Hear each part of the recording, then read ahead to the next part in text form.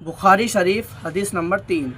عائشہ رضی اللہ تعالی عنہ سے روایت ہے کہ انہوں نے فرمایا کہ رسول اللہ صلی اللہ علیہ وسلم پر وحی کی شروعات سچے خوابوں کی شکل میں ہوئی۔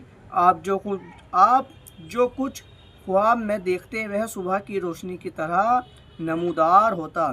پھر آپ کو تنہائی پسند ہو گئی، چنانچہ آپ غار حرا میں تنہائی اختیار فرماتے اور کئی رات گھر تشریف لائے بغیر عبادت میں لگے رہتے۔ آپ کھانے پینے کا سامان گھر سے لے جا کر وہاں کچھ روز گزارتے، پھر ختیجہ رضی اللہ تعالیٰ عنہ کے پاس واپس آتے اور تقریباً اتنے ہی دنوں کے لیے پھر کچھ کھانے پینے کا سامان لے جاتے۔ ایک روز جبکہ آپ حرا میں تھے، اتنے میں آپ کے پاس حق آ گیا اور ایک فرشتے نے آ کر آپ سے کہا پڑھو۔ آپ نے فرمایا میں پڑھا ہوا نہیں ہوں۔ اس پر فرشتے نے مجھے پکڑ کر خوب دبایا، یہاں تک کہ میری طاقتیں برداشت جواب دینے لگیں۔ پھر اس نے مجھے چھوڑ دیا اور کہا پڑھو۔ پھر میں نے کہا میں تو پڑھا ہوا نہیں ہوں۔ اس نے دوبارہ مجھے پکڑ کر دبوچا، یہاں تک کہ میری طاقت برداشت سے باہر ہو گئی۔ پھر چھوڑ کر کہا پڑھو۔ میں نے پھر کہا میں پڑھا ہوا نہیں ہوں۔ اس نے تیسری بار مجھے پکڑ کر دبایا، پھر چھوڑ کر کہا پڑھو۔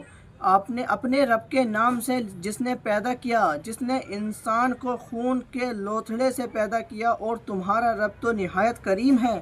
رسول اللہ صلی اللہ علیہ وسلم ان آیتوں کو لے کر واپس آئے اور آپ کا دل دھڑک رہا تھا، چنانچہ آپ اپنی بیوی خدیجہ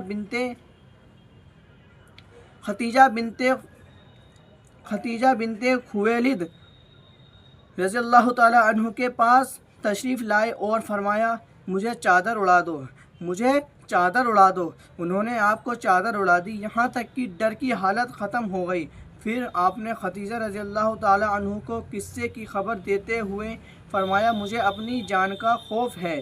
خدیجہ رضی اللہ تعالی عنہ نے بالکل نہیں، اللہ کی قسم اللہ تعالی آپ کو کبھی ذلیل نہیں کرے گا۔ آپ رشتے جوڑتے ہیں، کمزوروں کا بوجھ اٹھاتے ہیں، فقیروں و محتاجوں کو کما کر دیتے ہیں، مہمانوں کی خاطرداری کرتے ہیں اور حق کے سلسلے میں پیش آنے والی تکلیفوں میں مدد کرتے ہیں۔ پھر خدیجہ رضی اللہ تعالی عنہ رسول اللہ صلی اللہ علیہ وسلم کو ساتھ لے کر اپنے چاچا جاد بھائی ورقہ بن نوفل بن اسد بن عبد العزیٰ کے پاس آئیں۔ ورقہ جہالت کے زمانے میں عیسائی ہو گئے تھے اور عبرانی زبان بھی لکھنا جانتے تھے، چنانچہ عبرانی زبان میں جتنا اللہ کو منظور ہوتا انجیل لکھتے تھے۔ ورقہ بہت بوڑھے اور اندھے ہو چکے تھے۔ ان سے خدیجہ رضی اللہ تعالی عنہ نے کہا بھائی جان آپ اپنے بھتیجے کی بات سنیں۔ ورقہ نے پوچھا بھتیجے کیا دیکھتے ہو؟ رسول اللہ صلی اللہ علیہ وسلم نے جو کچھ دیکھا تھا وہ بیان کر دیا۔ اس پر ورقہ نے آپ سے کہا یہ تو وہی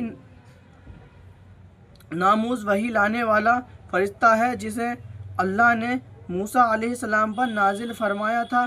کاش میں اپنے نبی ہونے کے زمانے میں طاقتور ہوتا، کاش میں اس وقت تک زندہ رہوں جب آپ کی قوم آپ کو نکال دے گی۔ رسول اللہ صلی اللہ علیہ وسلم نے فرمایا اچھا تو کیا وہ لوگ مجھے نکال دیں گے؟ ورقہ نے کہا ہاں، جب بھی کوئی آدمی اس طرح کا پیغام لایا جیسا آپ لائے ہیں تو اس سے ضرور دشمنی کی گئی، اور اگر مجھے آپ کا زمانہ نصیب ہوا تو میں تمہاری بھرپور مدد کروں گا۔ اس کے بعد ورقہ جلد ہی مر گئے اور وحی رک گئی۔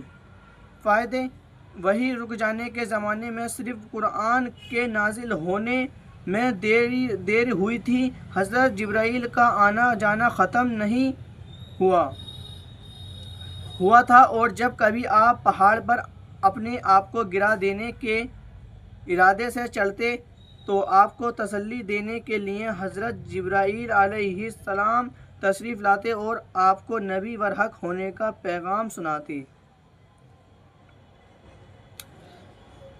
ویڈیو کو زیادہ سے زیادہ شیئر کریں اور لوگوں تک پہنچائیں تاکہ انہیں بھی پتہ چل سکے کہ بخاری شریف میں حدیث نمبر 3 کیا ہے، کیا لکھا ہوا ہے۔